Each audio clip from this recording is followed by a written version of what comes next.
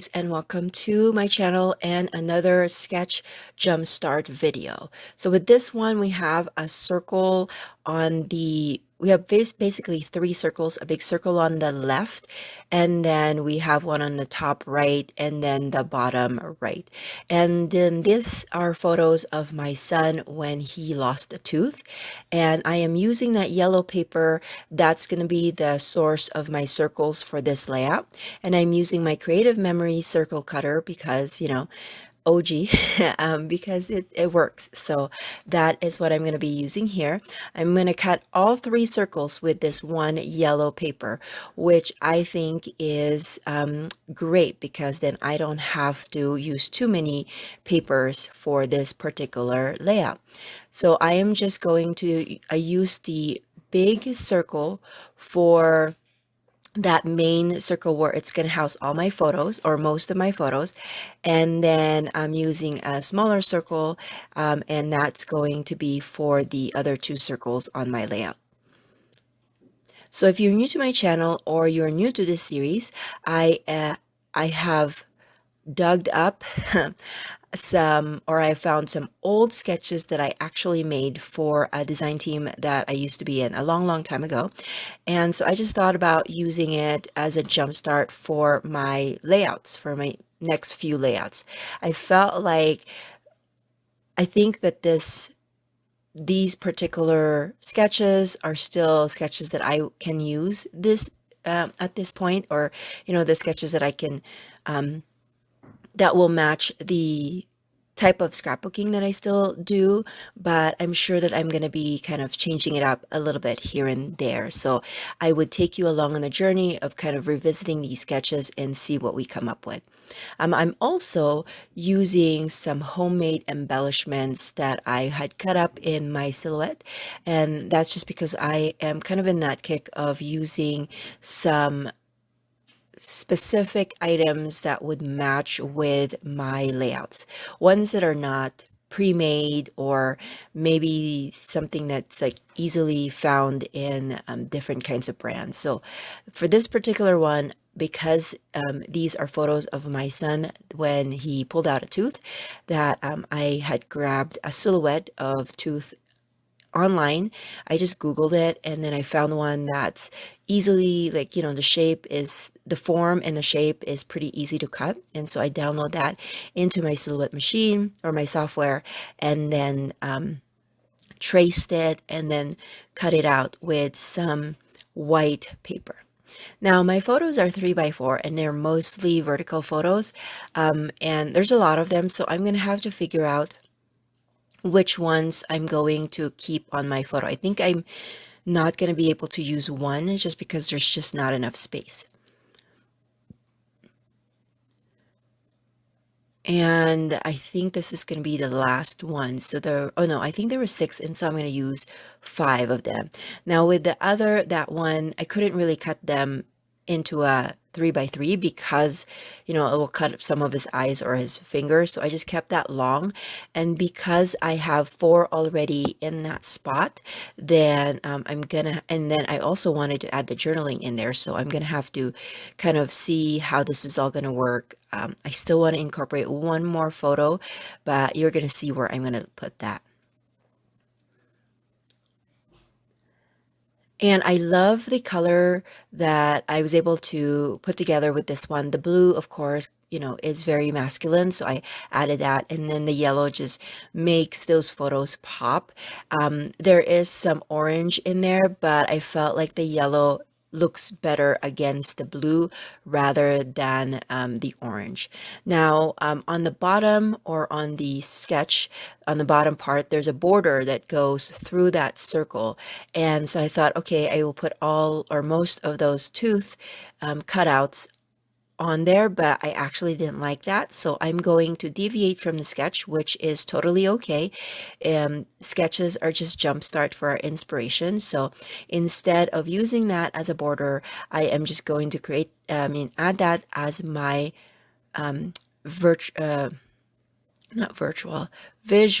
triangle. Why do I keep on thinking it's a virtual?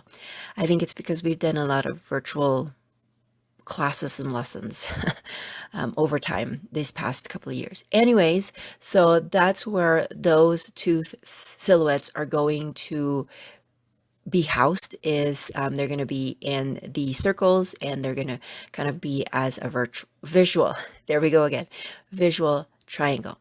I did cut out that white, or sorry, that blue pattern paper a little bit so that that white cardstock will stand out. At first I was thinking maybe I'll just do just the pattern paper as the background, but it felt a little bit boring to me. I felt like it needed to be encased in something, and so that's what I did here.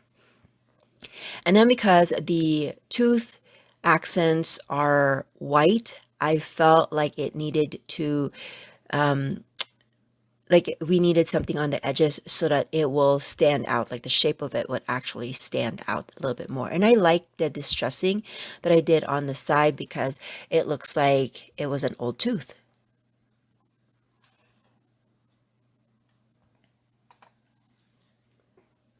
So I'm about done here, and I'm just going to be adding that. Now, nothing is adhered yet, and so I'm just about to adhere everything here. I like to do that because I feel like then I can move things around before I commit to adhering that. So I like to kind of set up all of what it's going to look like. And then finally, when I'm happy with it, and then that's when I adhere everything. So I'm just going to use my ATG gun and adhere all of the items there. Like I said, I haven't even adhered the paper, the blue background yet, because I want some of these elements to go on the edges. And so in order for me to do that, I need to cut out the excess, and then I will do that and then cut the excess and then adhere that to the white background, just so that you have that clean space all around the border.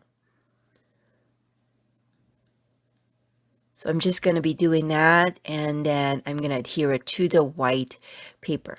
Another thing that the sketch had was lines, kind of grid lines on that big yellow circle. And so I'm going to mimic that, but I'm going to use some pen stitching. I'm going to do that later on. So I got to tell you a funny story that's related to tooth and my son. My son does, like, he says the funniest thing. But last winter break, 2021, we tried, because, we always hear that song that says, roasting chestnuts on an open fire. And we've never really roasted chestnuts. And so my husband was like, we should try to see if we can roast some chestnuts. So we got some chestnuts at the grocery store. And then we didn't roast it on an open fire because it was so cold and the wind was blowing really hard in our area. And so we just did that on the oven. There was oven instructions in the chestnut bag, and so we did that, and some of the chestnuts turned out really hard, and so we were telling everybody, you need to be careful. If it's hard, if you're squeezing it with your fingers and it's hard, don't even bother eating it, because I don't want you to break any tooth. And so the kids listened to me, but my husband did not, which is kind of funny.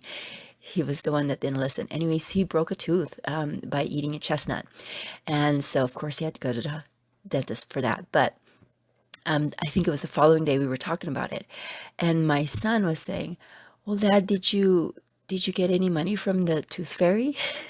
Because you broke a tooth. And we just started laughing, and we're like, nope, that's only for little kids. If you are a big kid, you actually have to pay money to the dentist in order for your tooth to be fixed. So it was just really funny, and he says the funniest things, but I love it because it's, it just shows you that his little mind is working. He's very curious, and he just figured, well, when I lose a tooth, I get money from the tooth fairy, which is totally right? The tooth fairy does come and visit us, and then gives him the money. But when you're an adult and you break an adult tooth, instead of you getting money, you have to pay the money to the dentist in order for it to get fixed. So I just thought that was really funny.